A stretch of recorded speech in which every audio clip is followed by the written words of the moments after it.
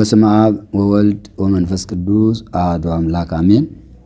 እንኳን ለእመቤታችን ለወላዲተ አምላክ ለቅድስት ድንግል ማርያም በዓለ ልደት በሰላም አደረሰን አደረሳችሁ። የእመቤታችን የወላዲተ አምላክ የቅድስት ድንግል ማርያም በዓለ ልደቷ ሁልጊዜ በየዓመቱ ግንቦት አንድ ቀን ይከበራል። ይህ በዓል ከእመቤታችን 33 በዓላት አሉ። ከነዚያ የመጀመሪያውና አንዱ ነው። እመቤታችን ቅድስት ድንግል ማርያም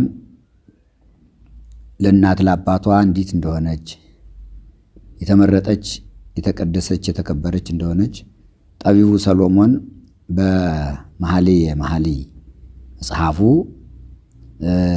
አሐቲ ይእቲ ለእማ ለእናቷ አንዲት ናት ወኅሪት ለእንተ ወለደታ ለወለደቻትም የተመረጠች ናት ብሎ ገና እመቤታችን ከመወለዷ በፊት አስቀድሞ ስለ እመቤታችን ስለ ምንነቷ ለእናት ለአባቷ እንዲት ስለመሆኗ ደግሞም የአምላክነቱና እናቱና እንደምትመረጥ ኅሪት ይእቲ የተመረጠች ናት ብሎ ጽፏል። እመቤታችን ወላዲተ አምላክ ቅድስት ድንግል ማርያም የአምላክ እናት ወላዲተ አምላክ ናት። ብዙ ስም አላት። እመብርሃን ትባላለች፣ ወላዲተ አምላክ ትባላለች፣ ወላዲተ ክርስቶስ ትባላለች፣ እመ አምላክ ትባላለች። የአምላክ እናት አምላክን የወለደች የብርሃን እናት ትባላለች። እመ ብዙኃን የብዙዎች እናት ትባላለች፣ እግዝእተ ብዙኃን ትባላለች።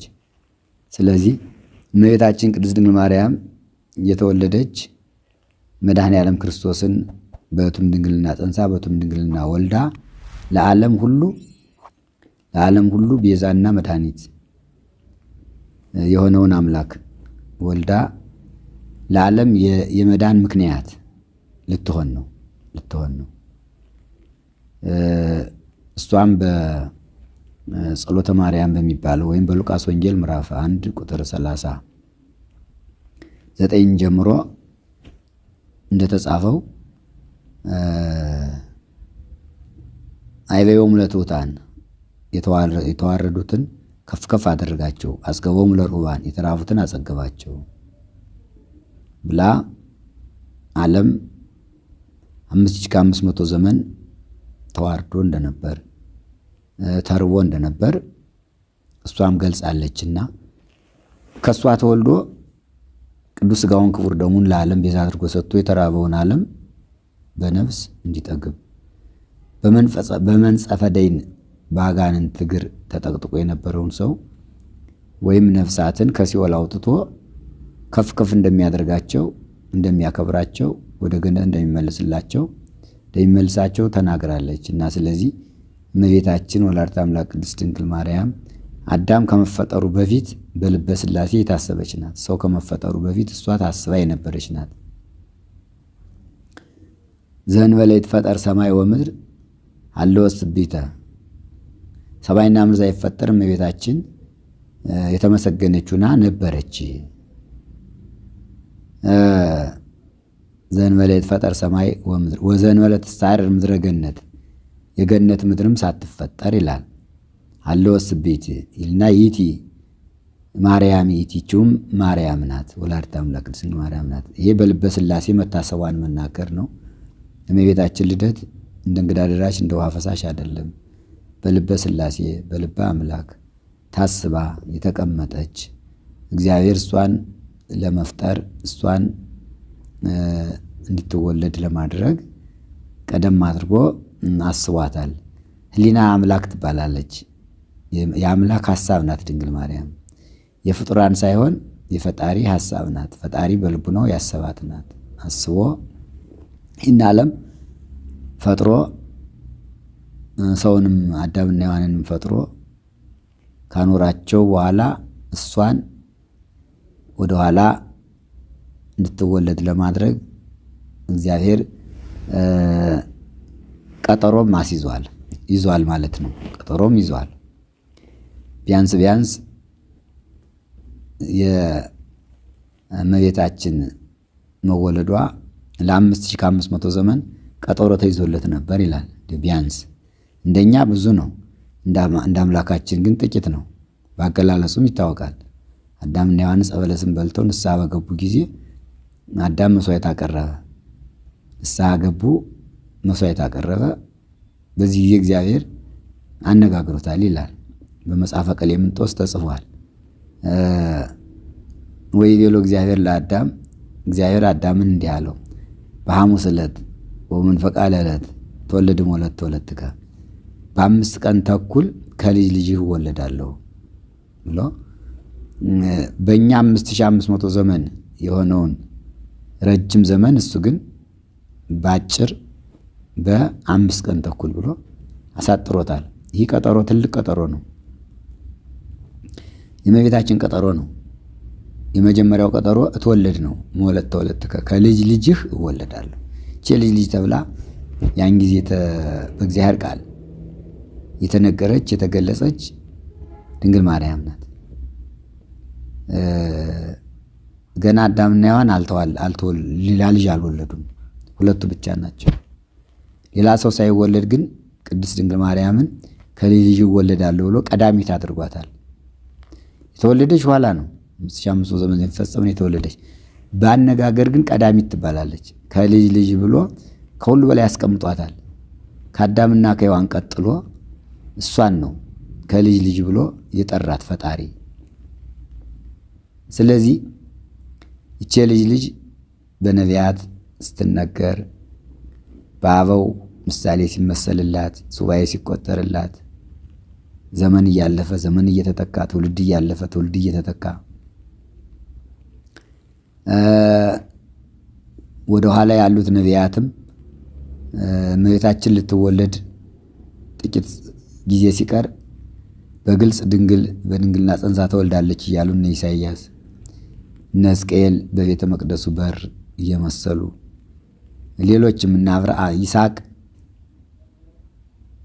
በዕፀ ሳቤቅ፣ ያዕቆብ በመሰላል በወርቅ መሰላል፣ አብርሃም በድንኳኑ፣ እነዚህ ሁሉ በምሳሌነት ሱባኤ ሲቆጥሩ ኑረዋል። ሌሎችም ኖህ በመርከቡ፣ የኖህ መርከብ ትባላለች እመቤታችን፣ ሐመረ ኖህ ትባላለች።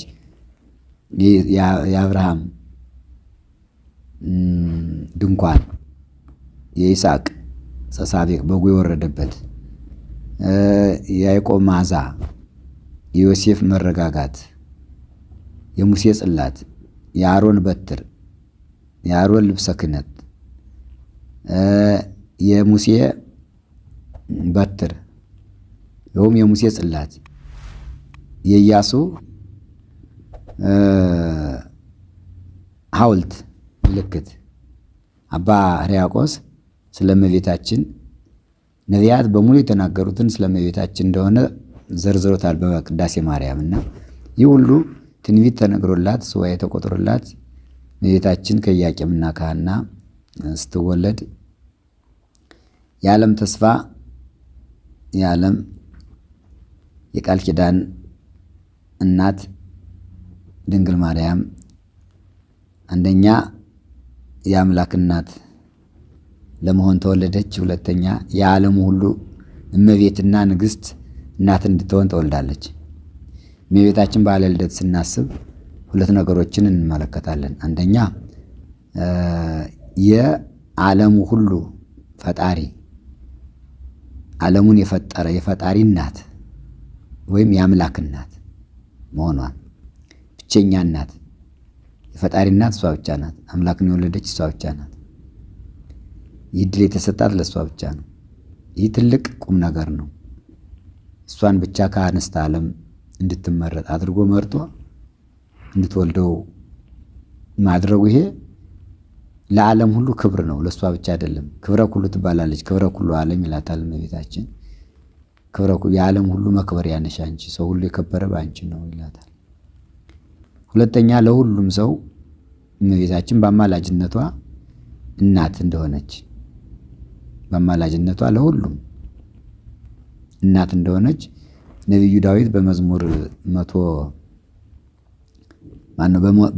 66 ላይ እምነ ጽዮን ይብል ሰብእ፣ ሰው ሁሉ እናታችን ጽዮን ናት ይላል ብሏል።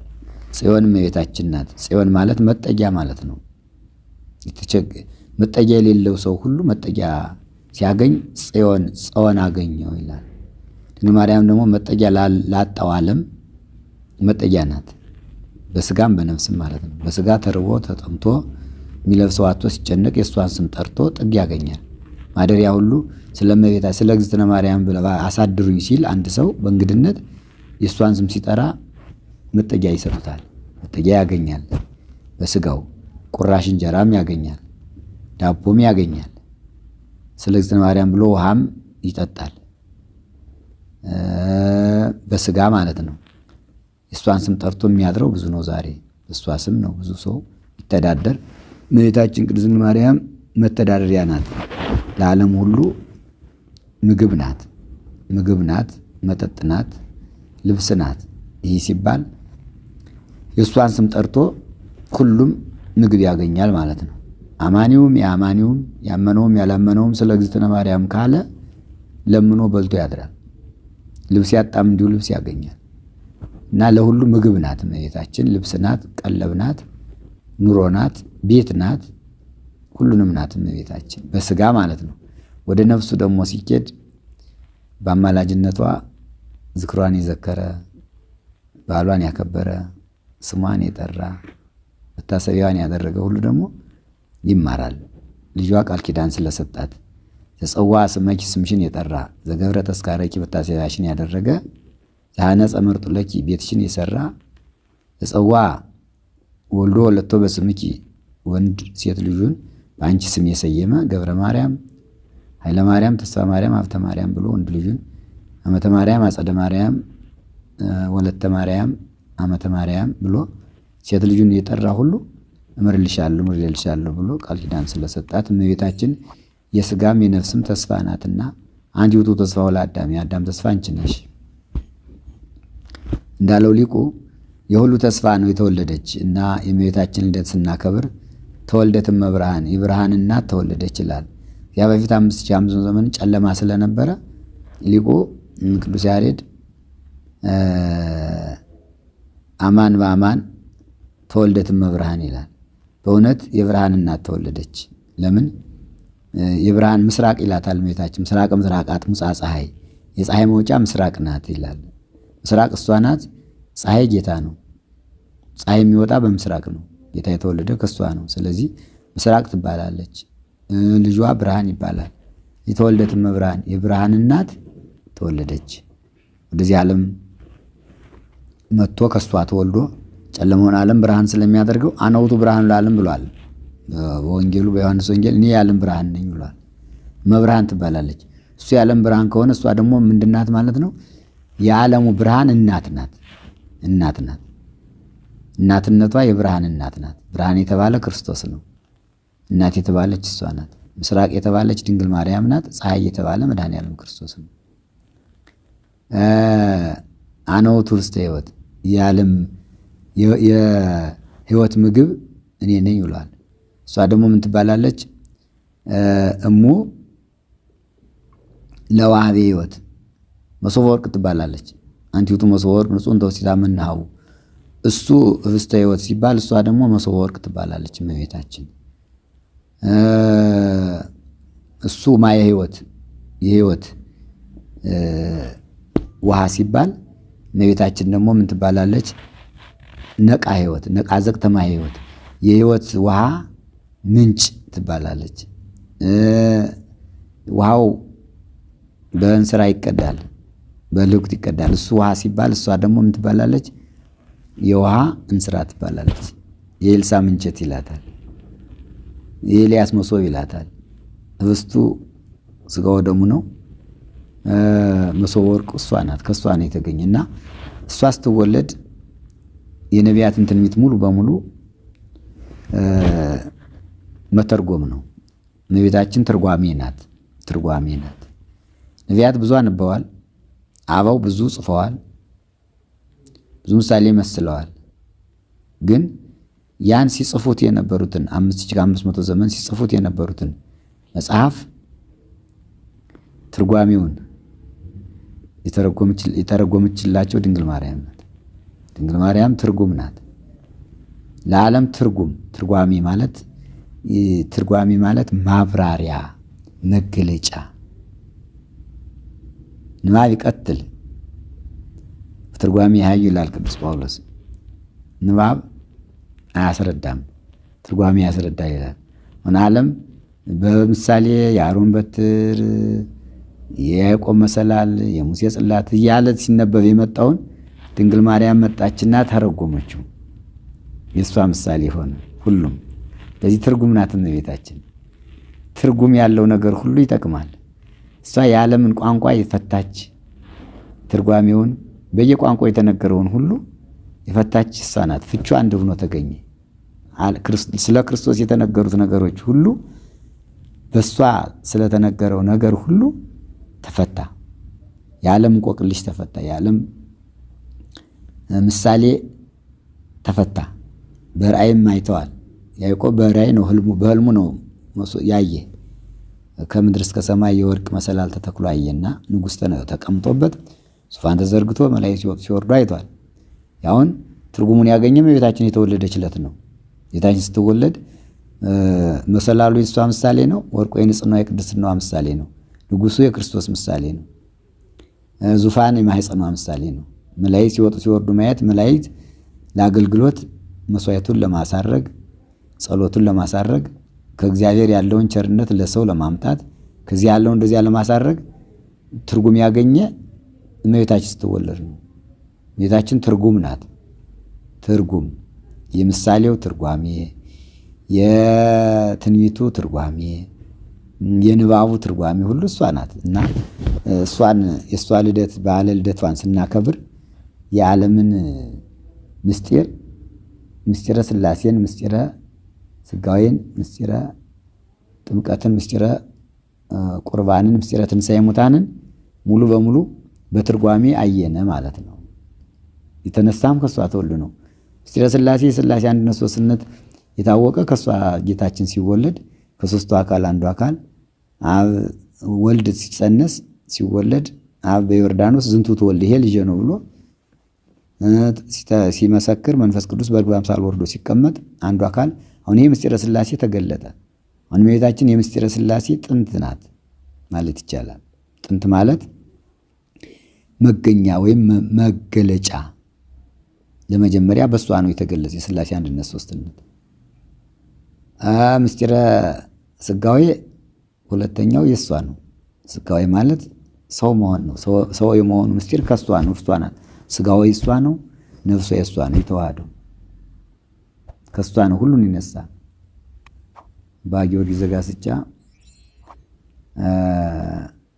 ጸጉረ ወአስራወ ዘነሳይከ እምኔሃ፣ ጸጉሩንም ጅማቱንም ሥጋውንም ነፍሱንም ከእሷ ነው የተዋሃድክ ብለው ወስደውታል። ምስጢረ ሥጋዌ ማለት ነው። እዚያ ቀጥሎ ምስጢረ ጥምቀት የእሷ ነው። ምስጢረ ጥምቀት የእመቤታችን መገኘት መወለድ ለዚህ ለምስጢረ ጥምቀት መሰረት ነው። ከእሷ ተወልዶ በ30 ዓመቱ ተጠምቆና በጥምቀትን ስርዓት ለኛ ጀመረልን። ኋላ ደግሞ በቀራንዮ አደባባይ ተሰቅሎ ቀኝ ጎኑን በጦር ሲወጋ ከቀኝ ጎኑ ትኩስ ደምና ጥሩ ውሃ ወጣ። ሁለቱ በአንድ ላይ ተሰጡና ምስጢረ ጥምቀትና ምስጢረ ቁርባን።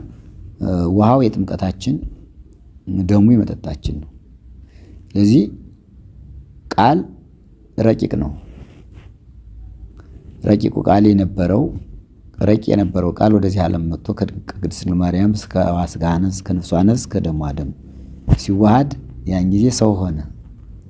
የኋላ ሲሰቀል ያ ትኩስ ደምና ጥሩ ውሃ ከእሷ የተዋሃደው ስለሆነ እመቤታችን ምስጢረ ጥምቀትና ምስጢረ ቁርባንን ለዓለም መድኃኔዓለም ክርስቶስ ሲሰጥ ከእሷ የተገኘው ከእሷ የተዋሃደው ሥጋና ነፍስ ስለሆነ መገኛ ናት ማለት ነው። የምስጢረ ጥምቀት የምስጢረ ቁርባን።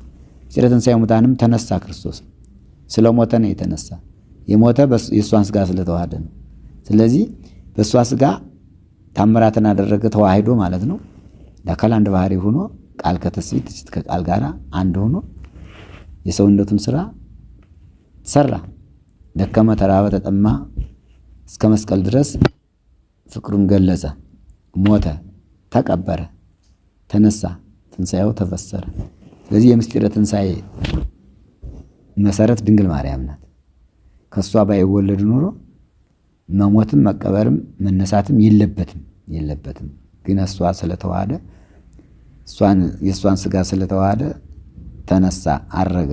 ዳግም ምጽአቱም ይመጣል፣ ዳግመኛም ይመጣል። እንዲሁ ነው እና በከበበ ትስብእት ይመጣል፣ በስጋ ማርያም ይመጣል ይላል እና እመቤታችን ልደቷን ስናከብር የዚህ ሁሉ ምስጢራት መገኛ አድርጓታል። እግዚአብሔር መርጧታል፣ ቀድሷታል።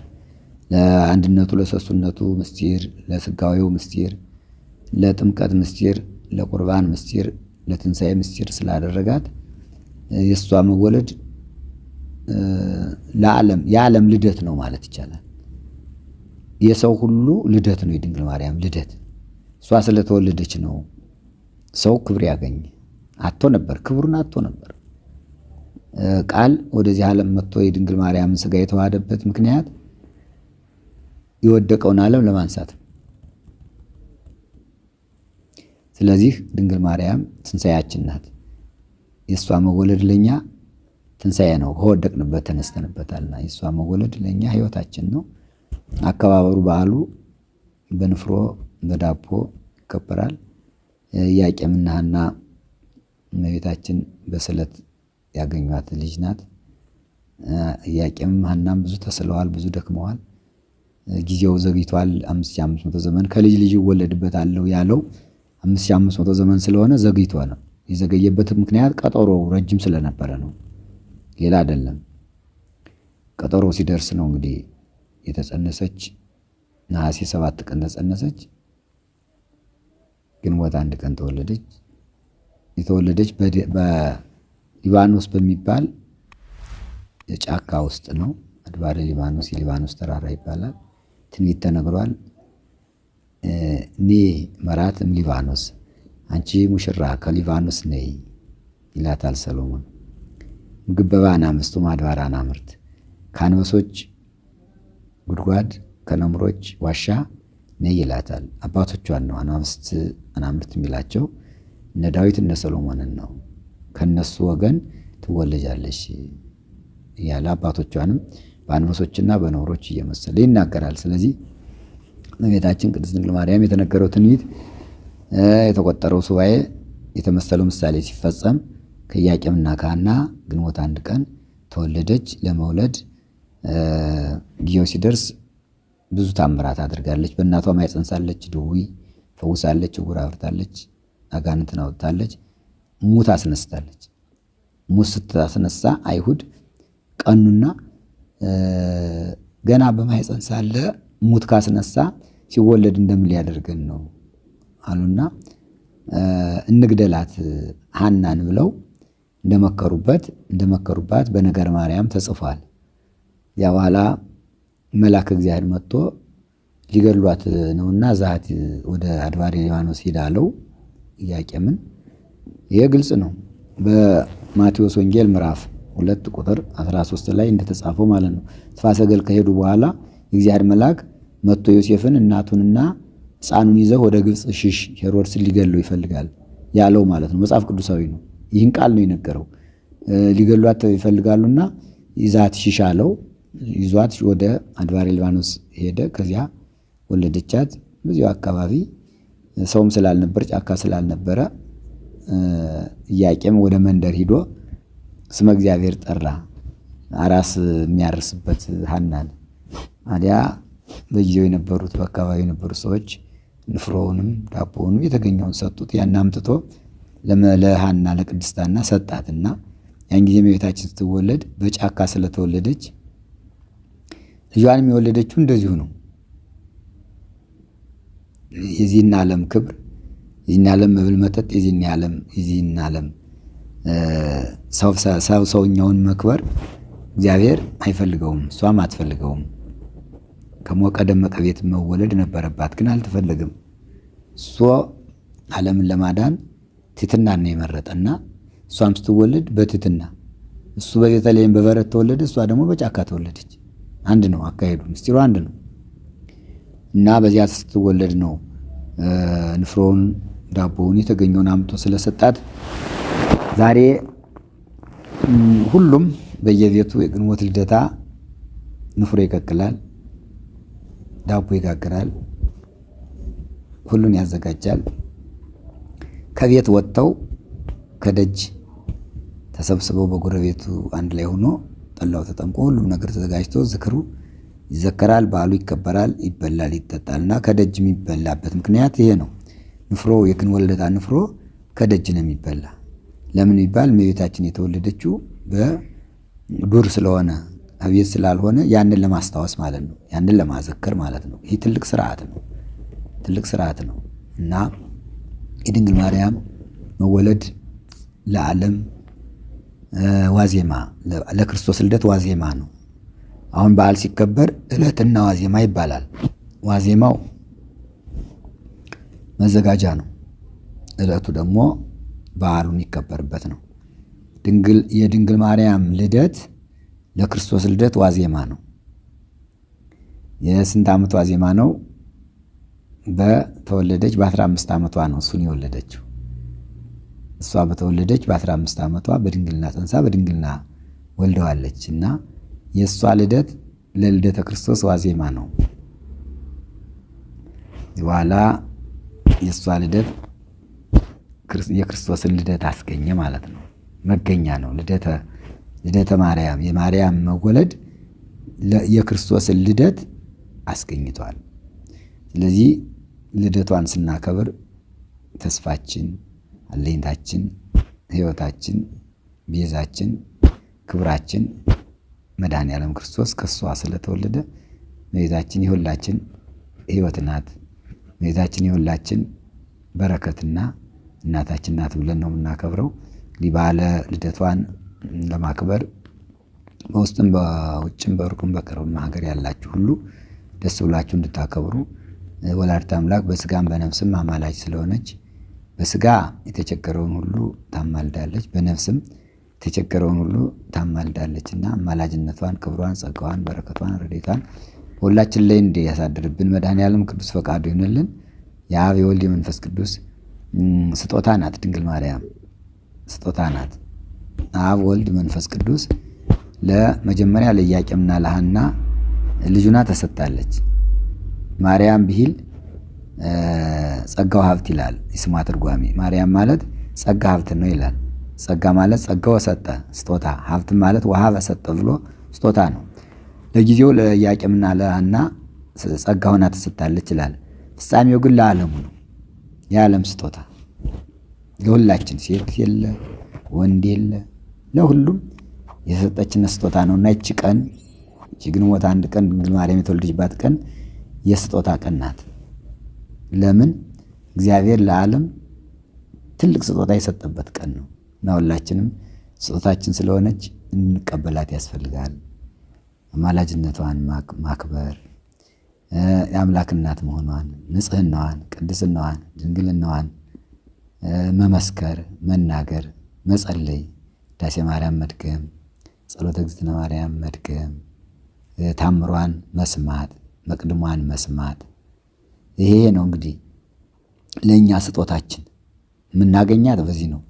ታምሯ ሲነበብ፣ መቅድሟ ሲነበብ፣ እሑድ እሑድ መቅድሙን ስናስነብብ ስጦታችን እናገኛለን። ታምሯን ስንሰማ በረከት እናገኛለን። ውዳሴ ማርያም ስንደግም በረከት እናገኛለን። ቅዳሴ ማርያሙን ቁመን ስናስቀድስ በረከት እናገኛለንና እመቤታችን ስጦታችን ናትና አሁንም መድኃኔዓለም ክርስቶስ ከባሕርይ አባቱ ከአብ ከባሕርይ ሕይወቱ ከመንፈስ ቅዱስ ጋር ስሙ የተመሰገነ ይሁን። እሷን የሰጠን አምላክ ይክበር ይመስገን። አሜን።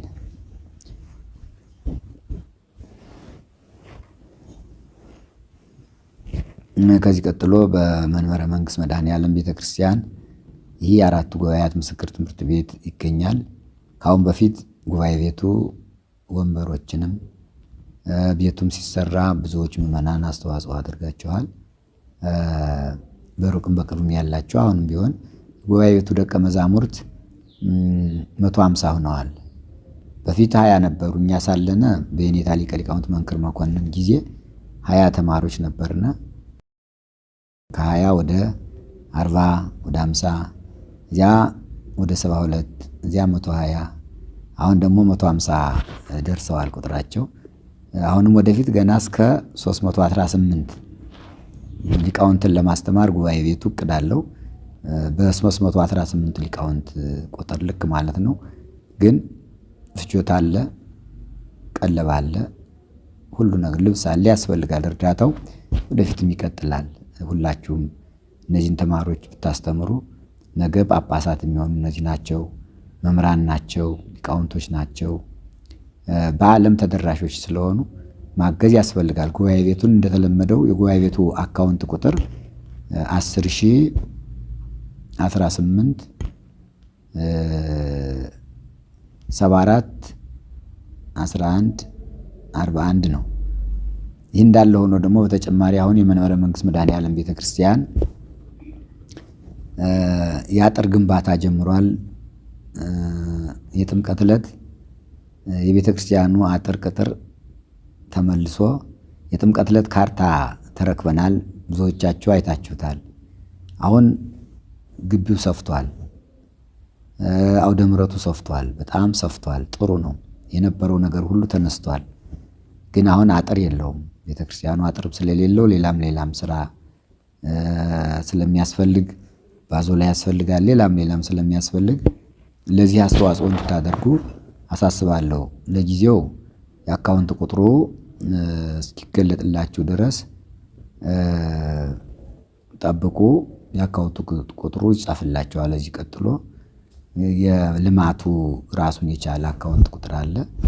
ያንም እንድትተባበሩ አጥሩ እንዲታጠር ቅጽሩ እንዲቀጸር አሁንም በመድኃኔዓለም ስም አሳስባለሁ። በዓሉን የሰላም በዓል ያደርግልን። የቅዱስ ኢያቄም የቅድስት ሐና በረከት ረድኤት ከሁላችን ጋር ይሁን። የአማላጃችን የወላዲተ አምላክ የቅድስት ድንግል ማርያም በዓለ ልደቷ ክቡር ነውና በበዓለ ልደቷ ክብር እንድናገኝ በረከት እንድናገኝ የአብ የወልድ የመንፈስ ቅዱስ የሥላሴ ቅዱስ ፈቃድ ይሁንልን።